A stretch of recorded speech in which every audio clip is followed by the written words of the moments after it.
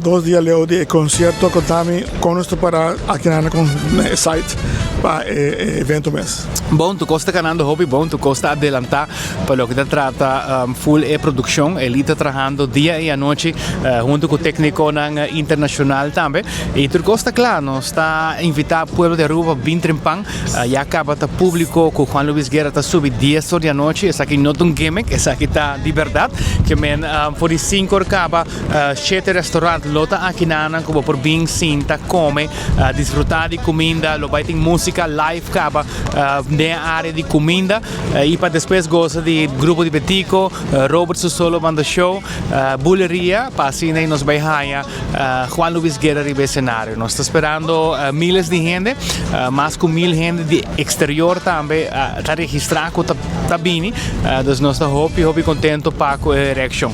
Nós saco Juan Luis Guerra short thing. That said, ma mencionar milja for, botou uma ideia com que venta com nós mira essa aqui para a noite aqui.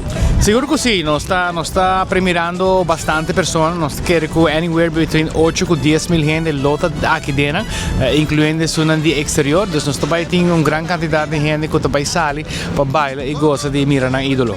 Com largo apresentação de Juan Luis Guerra, está passando saco, normalmente artista já foi apresentar muito mais lat, está bastante temprano, quizá um motivo religioso, pero como papel vai.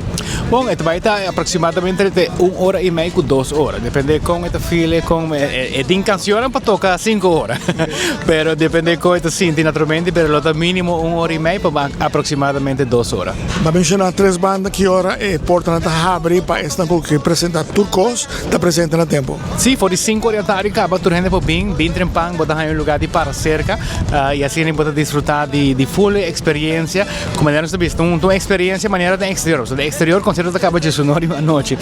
Dus nós está bem trempang, gosta trempang, cross para vai casa e reminiscence de uma noite fabuloso. O que você acha que é diferente de todo outro concerto que nós aqui temos na Aruba?